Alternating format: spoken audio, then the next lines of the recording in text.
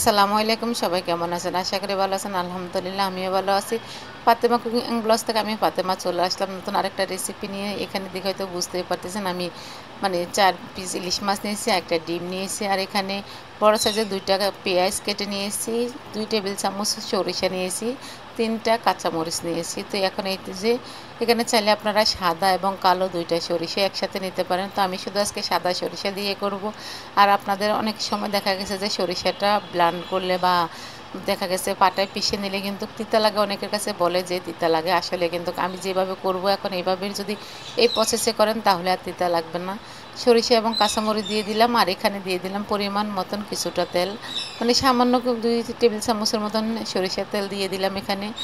আর এখন দিয়ে দেব পেঁয়াজটা। দেখে হয়তো বুঝতে পারছেন এখানে সামান্য একটু পানিও দিব আমি এখানে। এখানে কোনো মাপ নাই, পরিমাণ মতন অল্প করে দিয়ে দিব। দিয়ে আগে সরিষা এবং এটা ব্লান্ডার করে নেব, কাঁচামরিচটা ব্লান্ডার করে নেব, ভালো করে ব্লান্ডার করব যেন এখানে তিতা না লাগে। আর পেস্টটা আমি হালকা আগে আগে ব্লান্ডার করে নিয়েছি। আর এখানেই তো দেখেন হাফ টেবিল চামচের মতন দিয়ে দিলাম আমি হলুদ, আর দিয়ে দেবো হাফ টেবিল চামচের মতন লবণ, 1 টেবিল চামচের মতন দিয়ে দেবো এখানে সরিষার তেল। আর আমি এখন যেই প্রসেসে করব সেই প্রসেসটা যদি আপনারা ফলো করেন তাহলে আপনাদের রেসিপিটা দেখতে যেমন সুন্দর হবে, খেতে ঠিক তেমনই হবে, বড় বাবুসিদের মতনই হবে। আপনারা রান্না করে বাসায় খেয়ে দেখবেন। যদি ভালো লাগে আপনাদের কাছে এই প্রসেসে রান্নাটা রেসিপিটা যদি ভালো লাগে তখন কমেন্ট বক্সে কমেন্ট করে জানাতে পারেন যে আপু না আসলে আপনার কথাটা ঠিক কাজে আর কথায় মিল আছে। আপনি যেভাবে রেসিপি করেছেন সেভাবে ফলো করে রান্না করে অনেক মজা হয়েছে। আমি যেভাবে করতেছি ঠিক এভাবে করে আপনারা দেখবেন। এই তো আমি আগে মেখে রেখে দেবো এখানে প্রায় 10 মিনিটের মতন, বেশি লাগবে না, 5 মিনিট রাখলেও হবে। আমি 10 মিনিটের মতন রেখে দেবো এখানে। তো এই তো দেখেন আমি হলুদ লবণ আর হয়েছে সরিষার তেল, আর কিছুই দিব না, দিয়ে ভালো করে মেখে রেখে দেবো এখানে। না রাখলেও চলবে, যদি 5 মিনিট রাখেন বা 10 মিনিট আগে একটু বাড়ায় রাখেন তাহলে লবণ এবং হলুদ সরিষার তেলটা যখন মাছের ভিতরে যাবে তখন এটার ফ্লেভারটাই কিন্তু অন্যরকম আসবে। এই তো আমার মাখানো হয়ে গিয়েছে। আর এখানে কাঁচামরিচ আর সরিষাটা এখানে নিয়েছি, আমি পেঁয়াজটা কিন্তু কালেদায় ব্লান্ডার করেছি। এই তো দেখেন এখন ছেঁকে নিব। আর এখানে যদি আপনারা ছেঁকে না নেন তাহলে কিন্তু সরিষার যে একটা চামড়া থাকে চোপড়া চোপড়া হয়ে থাকবে, ওইটা রান্না করলেও কিন্তু ভালো দেখা যাবে না, আপনার মিশ হয়ে আসবে না। আর ব্লান্ডার করে যদি এই যে দেখেন আমার মতন ছাঁকনি দিয়ে ছেঁকে নেন তাহলে একদম স্মুথ একটা আপনারা পাবেন, গ্রেভি পাবেন। দেখেন আমি আপনাদেরকে দেখাচ্ছি যে কীরকম মোটা, যদি ছেঁকে না নিতাম তাহলেই চামড়াগুলো আমাদের পেটে যেত বা হয়তো আমরা খেয়ে ফেলতাম, কিন্তু আমাদের রেসিপিটা কিন্তু সুন্দর হতো না। যেই আমাদের গ্রেভিটা থাকে সেটা কিন্তু স্মুথ হবে না আর কি। এই তো আমার ছাঁকা হয়ে গিয়েছে, দেখেন কীরকম স্মুথ একটা গ্রেভি বাইর হয়েছে। যাই হোক, তো এখানে আমি সরিষার তেল দিয়ে দিব, যেহেতু এটা সরিষা ইলিশ করব, তো সরিষার তেলটা এখানে দিয়ে দিলাম পরিমাণ মতন। আপনারা আপনাদের পছন্দ অনুযায়ী দিয়ে দিতে পারেন। এখানে তেলটা কিভাবে বলবো যে পরিমাণ মতনই বলে দিলাম। আপনারা হয়তো আমরা যারা গৃহিণী আছি তারা বুঝি যে কতটুকু তেল লাগবে রান্না করতে, ঠিক ওই পরিমাণ মতন দিয়ে দিব। আর তেলটা একটু ভালো করে পাতিলে নেড়ে চেড়ে নিচ্ছি। এই তো দেখেন আমি এখানে ওই যে বললাম বড় সাইজের 2টা পেঁয়াজ আমি এখানে কুচি করে ব্লান্ডার করে নিয়েছি। এখানে মেপে নিলে প্রায় হাফ কাপ মতন হবে, মেজারমেন্ট কাপে হাফ কাপ পেঁয়াজ বাটা দিয়ে দিলাম সরিষার তেলের মধ্যে, দিয়ে ভালো করে নেড়ে ছেড়ে নেব যেন পেঁয়াজের আর সরিষার তেলের যে একটা গন্ধ থাকে সেটা যেন চলে যায়। এই তো নেড়ে ছেড়ে নিলাম ভালো করে, দেখে হয়তো বুঝতে পারতেছেন। এখন এই যে সরিষাটা ছেঁকে রেখেছি ব্লান্ডার করে সেই সরিষাগুলো দিয়ে দিব। তো এখানে আমার যেহেতু বাটির মধ্যে রেখেছি, একটু বাটির মধ্যে নিচের মোটা হয়ে বসে গিয়েছিল, সেই জন্য ভালো করে বাটি থেকে একটু কাচিয়ে নিলাম আর কি। এই তো এখন পেঁয়াজ আর সরিষা একসাথে ভালো করে মিশিয়ে নেব। দেখে হয়তো বুঝতেছেন এই যে একটা বলক চলে আসছে। আর চুলাটা কিন্তু আমি হাই হিটে রাখিনি, আমি হাই হিটের থেকে কম লো আঁচে রেখেছি। দেখে হয়তো বুঝতে পারতেছেন। এই তো ভালো করে কষিয়ে নিলাম যেন সরিষারও যে গন্ধটা আছে সেটা যেন চলে যায়। এখানে দিয়ে দিব হাফ টেবিল চামচের থেকেও কম একটু লবণ, হাফ টেবিল চামচ দিয়ে দিব হলুদ গুঁড়ো। 1 টেবিল চামচ দিয়ে দিব মরিচ গুঁড়ো। এখানে আমি হলুদটা কম দিয়েছি, মরিচটা একটু বেশি দিয়েছি এই কারণে, কারণ যেহেতু আমরা মাছে হলুদ মেখেছি, লবণও মেখেছি, এই জন্য লবণটা একটু কমই দিব। আর এখানে দিয়ে দিব 1/2 টেবিল চামচের ধনিয়া গুঁড়া।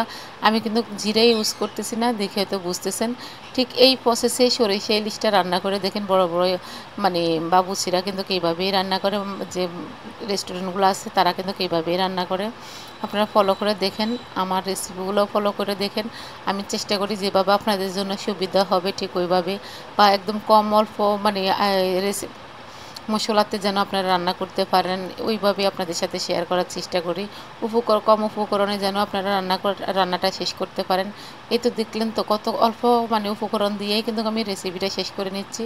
এই তো দেখেন রান্নাটা মানে মশলাটা যখন কষানো হয়ে গেছে, সে যে মানে বাটিতে আমি পেঁয়াজ বাটা নিয়েছি বা ব্লেন্ডার নিয়েছি, সেই বাটি করে পানিটা নিলাম আর সামান্য পরিমাণ পানি দিয়ে দিলাম, মশলার সাথে যেন নিচে লেগে না যায় বা পুড়ে না যায়।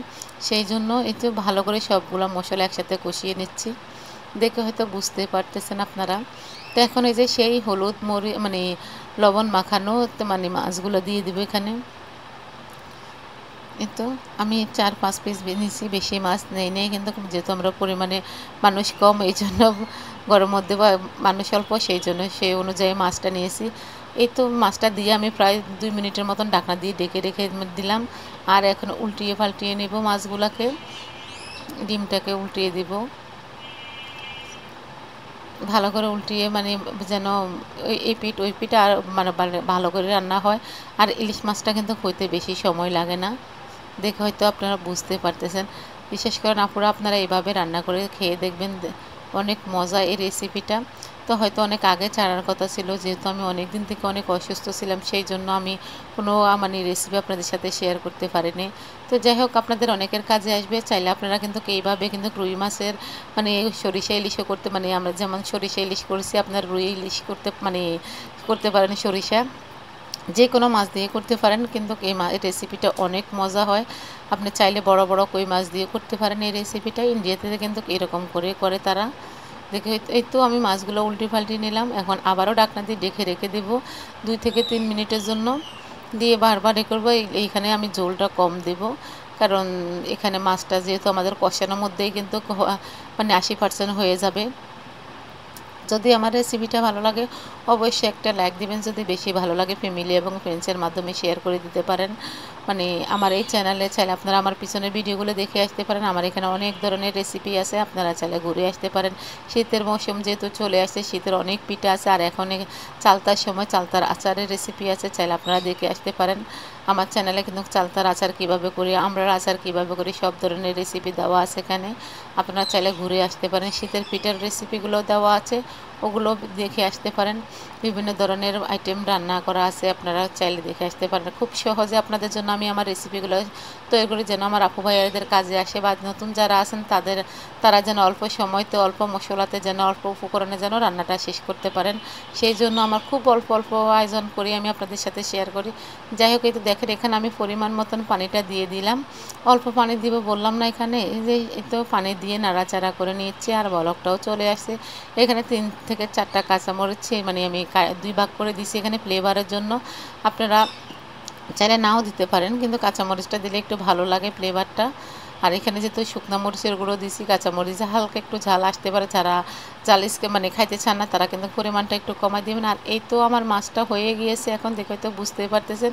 চাইলে আপনারা এখানে ধনিয়া পাতাটা দিতে পারেন, কিন্তু আমার কাছে ধনিয়া পাতাটা ছিল না, এই জন্য দিতে পারেন। আর এই তো দেখেন রান্নাটা কীরকম হয়েছে, মাশাআল্লাহ, দেখতে যেমন সুন্দর হয়েছে, খেতেও ঠিক অনেক মজা হয়েছে। যদি আমার রেসিপিটা ভালো লাগে অবশ্যই একটা লাইক দিবেন। আজ এই পর্যন্ত, সবাই ভালো থাকেন, আল্লাহ হাফেজ, আসসালামু আলাইকুম।